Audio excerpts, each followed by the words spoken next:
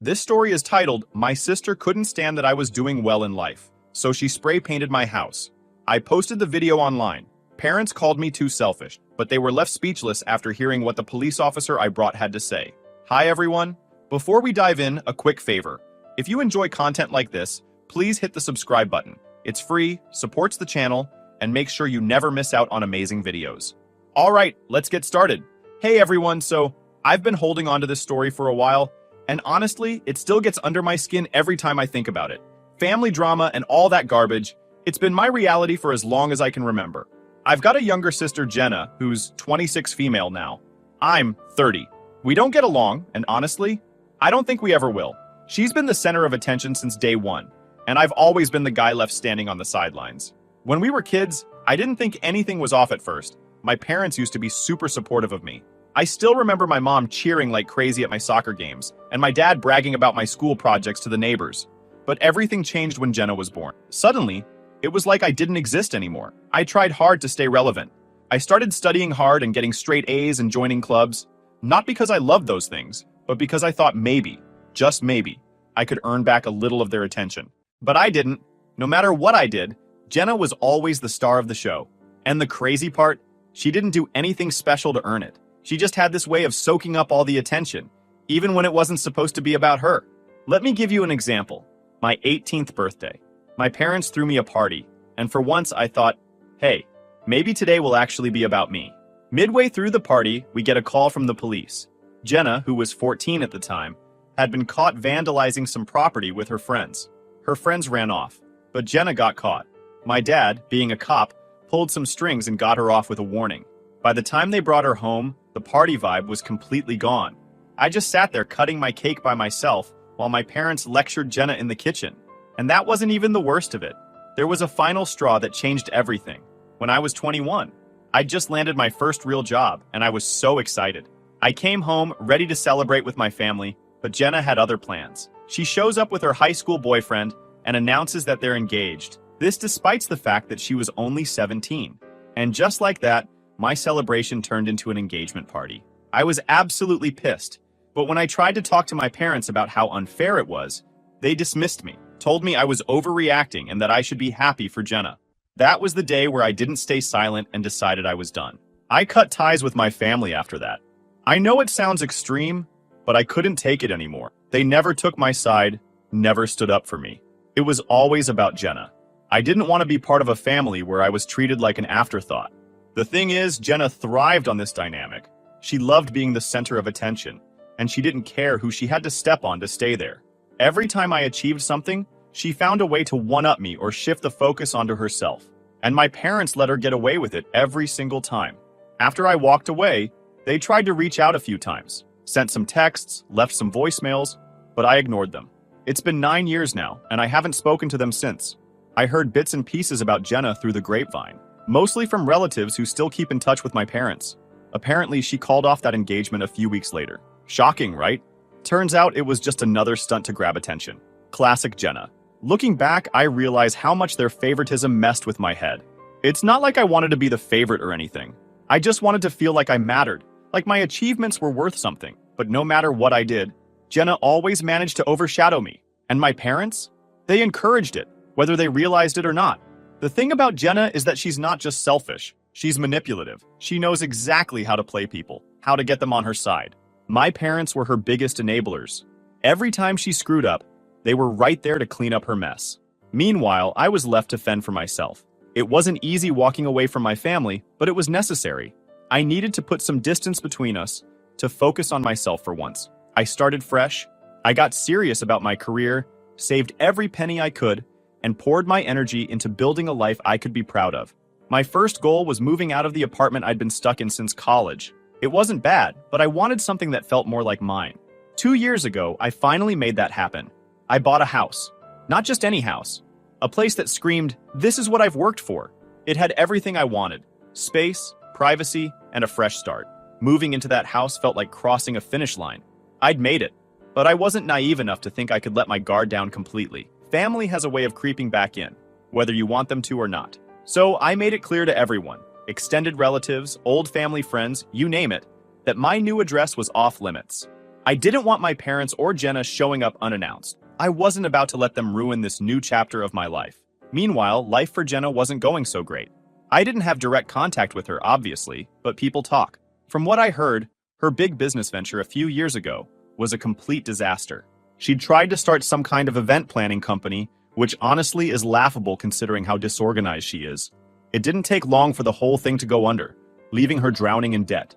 And of course, Mom and Dad were there to bail her out, just like always. Jenna's failure didn't stop there. I'd heard whispers about her borrowing money from friends and even getting tangled up in some shady dealings. Nothing concrete, but enough to paint a picture of someone who was desperate and reckless. Now, I'd recently been featured on the cover of a local business magazine. Apparently, it had sparked a lot of conversations among our relatives. Jenna probably heard about it too, and I can only imagine how much that stung. She's always needed to be the star, and seeing me succeed must have been a punch to her ego. Then came the graffiti incident. 6 days ago, I was heading out for the evening when I saw it. My house, my sanctuary, the one thing I'd worked so hard to make mine, was covered in hateful, ugly words sprayed in bright red paint. It was everywhere. The front walls, the garage door, the windows, and even my carefully painted front door. Words like fraud, bitch, and loser were scrawled across my property in chaotic, jagged letters. It wasn't just vandalism, it was a personal attack, a direct hit on everything I'd built for myself. I stood there frozen, my keys dangling in my hand. I tried to process what I was seeing. My first thought was, why? What did I do to deserve this? I felt a mix of anger, confusion, and heartbreak, all swirling into one overwhelming storm. As I walked closer, I noticed smaller details. The paint was still wet, dripping down the walls in uneven streaks. Whoever did this had just been here. My mind raced. Was it random? A neighbor with a grudge? But then I saw something that made my blood run cold. A faint trail of muddy footprints leading away from the scene, toward the sidewalk. They were small, like a woman's shoes. Suddenly, the pieces clicked together. I stormed inside and went straight to the security cameras. I'd installed them for peace of mind, never really thinking I'd need them for something like this. My hands shook as I rewound the footage, desperate to know who had done this. And there she was, Jenna. She'd tried to disguise herself with a hoodie, but I'd recognize her anywhere. The way she moved, the little glance she threw over her shoulder, it was unmistakable. The cameras caught her face just enough to leave no doubt. But that wasn't all. As I stared at the screen, I noticed something else. Her handwriting. The jagged, messy letters on the walls matched exactly with the notes she used to leave around the house when we were kids. She used to write me nasty messages and slip them under my door whenever we fought. It was like her calling card. The realization hit me like a ton of bricks. Jenna didn't just want to hurt me. She wanted to make sure I knew it was her. At first, I didn't know what to do. My gut reaction was to call the cops. Vandalism is a crime, and she needed to face the consequences. But then I remembered who I was dealing with. Dad might be retired now, but he still had plenty of friends in the police department. Jenna had been using those connections to dodge accountability for years. I knew exactly how it would play out. I'd file a report, Dad would make a few calls, and Jenna would walk away without so much as a slap on the wrist. The thought of her smirking, knowing she'd gotten away with it again, made my blood boil. That wasn't good enough for me. I decided to handle it my way. I grabbed my phone and started documenting everything. I took pictures of every hateful word, every streak of paint, and every inch of damage. I even recorded a video of myself standing in front of the graffiti, explaining what had happened. Then, I pulled up the security footage and took screenshots of Jenna in action. My heart raced as I pieced it all together, but I didn't hesitate. I was done staying silent. That night, I posted everything online. I didn't name Jenna outright, but I didn't need to. Anyone who knew us, family, old friends, distant relatives, could easily connect the dots. The caption was simple. This is what happens when someone can't handle your success. Proof included. The response was immediate. The post blew up within hours, gaining likes, shares, and comments faster than I could keep up. People were furious on my behalf. Strangers I'd never met were calling Jenna out for her behavior, and friends were flooding my inbox with messages of support. Even relatives who'd stayed neutral for years started chiming in, expressing shock and disgust at what Jenna had done.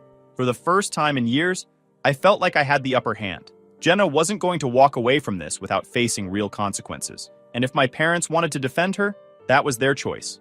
But they'd have to live with the fallout. I spent the rest of the night repainting the front door and scrubbing off the paint where I could. It wasn't just about fixing the damage, it was about reclaiming my space. By the time I was done, I was exhausted but oddly satisfied. The graffiti was gone, but the post stayed up. This wasn't just about exposing Jenna, it was about standing up for myself. For too long, I'd been silenced, ignored, and dismissed. Not anymore. By the end of that week, I'd repainted the house and cleaned up the mess Jenna had made. It didn't cost me that much, and I didn't bother cleaning. I somehow felt some satisfaction. The post stayed up. It wasn't just about exposing Jenna, it was about reclaiming my voice. For too long, I'd been silenced, ignored, and dismissed. Not anymore. That was my mantra as I watched my post spread like wildfire. People I hadn't talked to in years were commenting, messaging, and sharing it. The support was overwhelming. Some strangers were flat out furious on my behalf, asking how someone could be so entitled and hateful. Others shared their own stories of family drama and betrayal, saying they related to my situation. For once, I didn't feel like the crazy one. Of course, not everyone was on my side. A few people tried to play devil's advocate, suggesting I should have handled it privately. But honestly, I'd been keeping quiet for years. I was done protecting Jenna from the consequences of her actions. She vandalized my house, and I had every right to call her out. Jenna wasn't happy about it, of course. Not one bit. Her messages were all fake apologies and desperation. She kept saying, "Come on, we're family," as if that suddenly erased everything she'd done. She offered to pay for the damages, which was laughable considering she didn't have 2 pennies to rub together. The only money she had was coming from our parents, and we both knew it.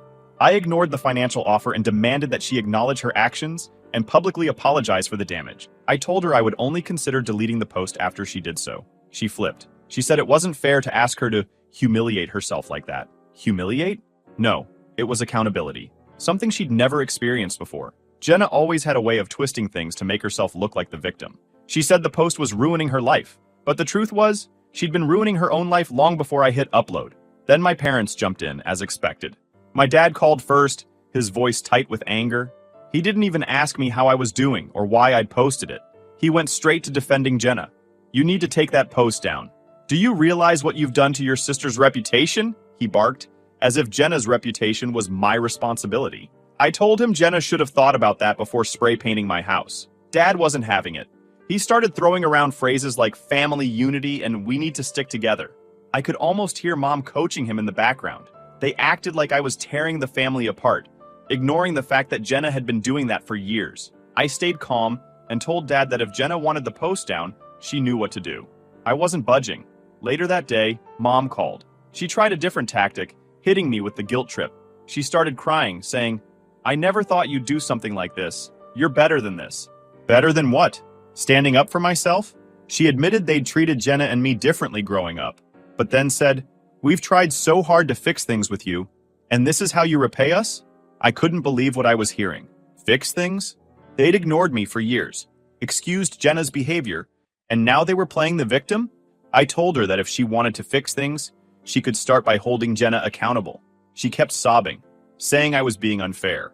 I let her cry it out, but I didn't change my mind.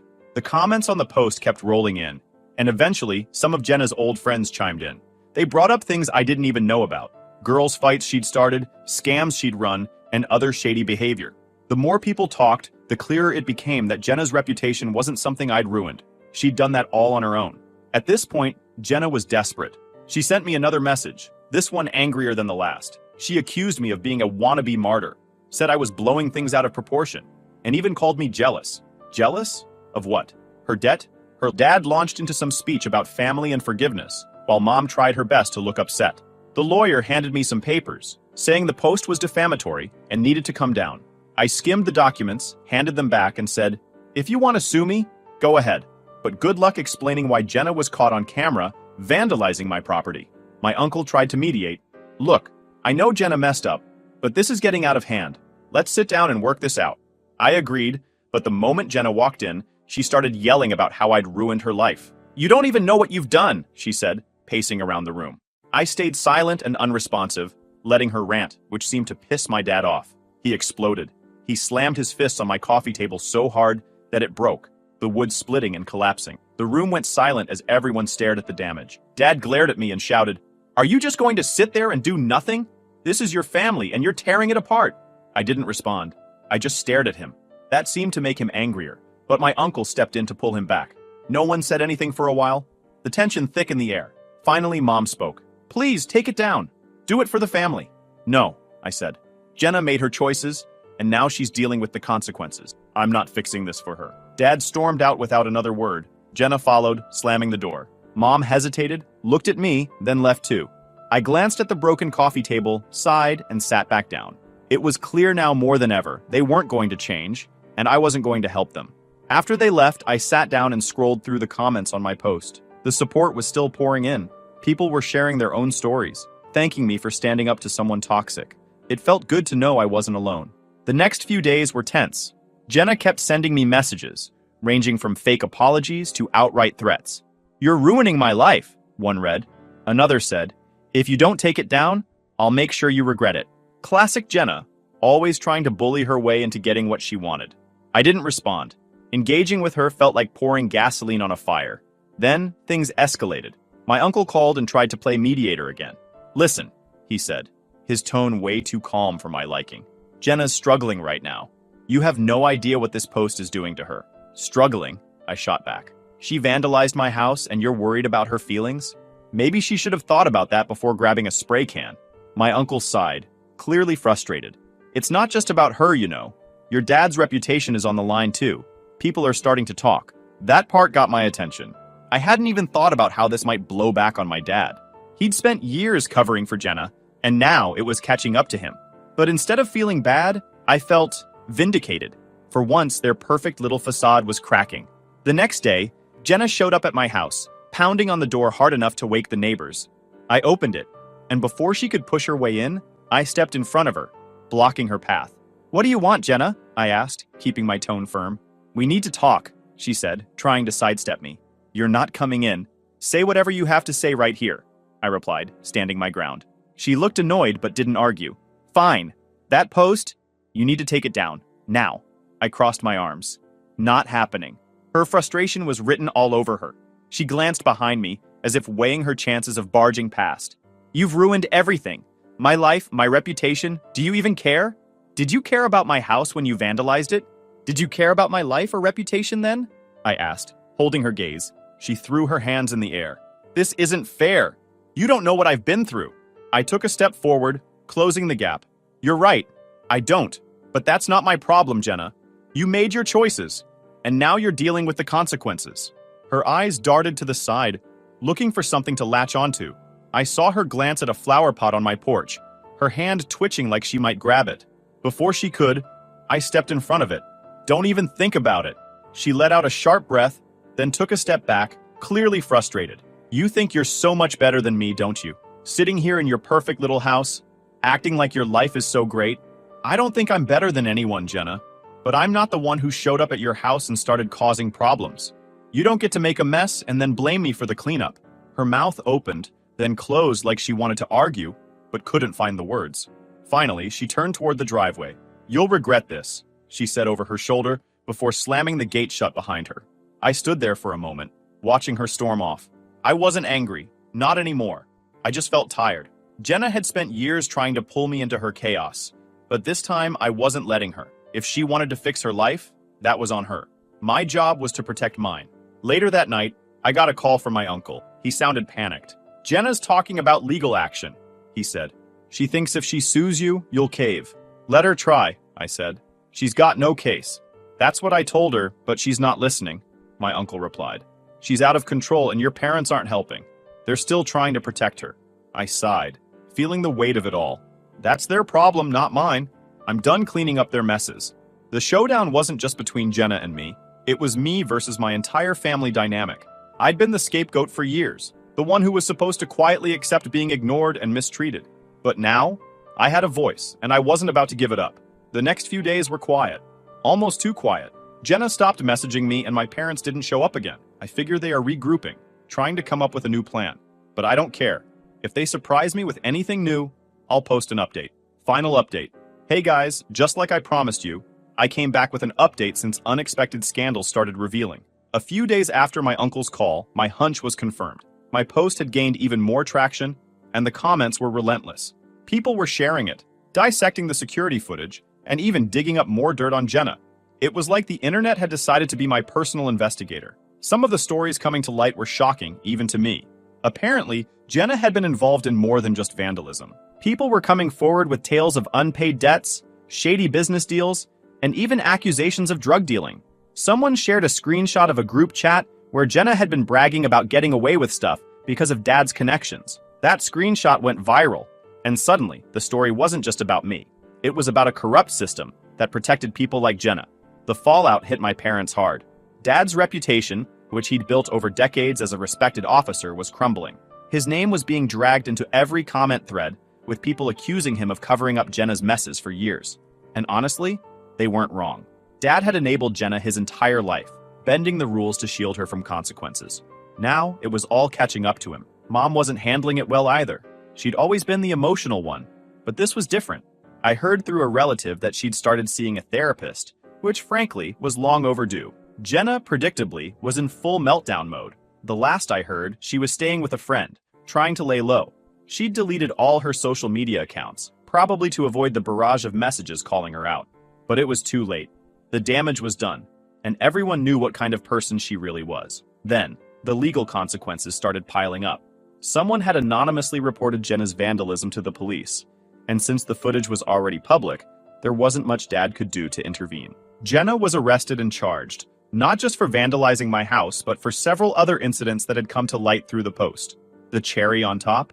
The accusations of drug dealing were serious enough to warrant an investigation. Jenna's reckless behavior was finally catching up to her, and there was no escaping it this time. For me, the fallout was oddly validating. I'd spent years being told I was overreacting, that I was too sensitive, that I needed to let things go. But now, the truth was out there, and people were finally seeing what I'd been dealing with.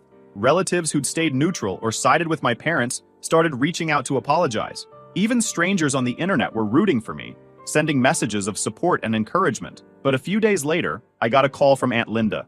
Her tone was sharp, almost accusatory.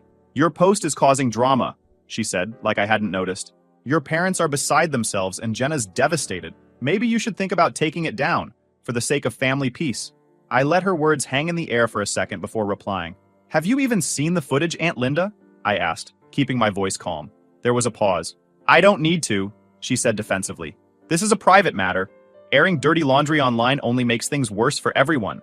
I couldn't believe what I was hearing. Even with all the evidence, some people still wanted to protect Jenna. It wasn't about right or wrong to them.